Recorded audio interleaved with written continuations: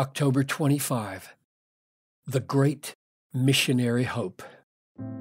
Even when we were dead in our trespasses, God made us alive together with Christ.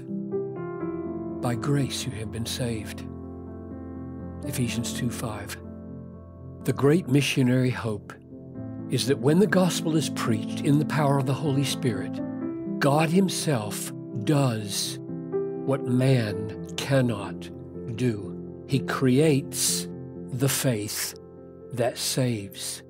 The call of God does what the call of man can't. It raises the dead. It creates spiritual life. It is like the call of Jesus to Lazarus in the tomb, "Come out!" And the dead man obeyed and came out. The call created the obedience by creating life.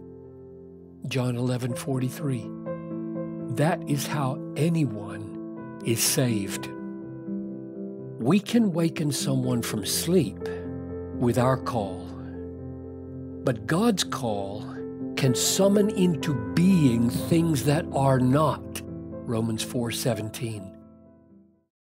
God's call is irresistible in the sense that it can overcome all resistance. It is infallibly effective according to God's purpose. So much so that Paul can say, "Those whom God called, He also justified." Romans 8:30. Even though we are only justified by our faith. In other words, God's call is so effectual that it infallibly creates the faith through which a person is justified.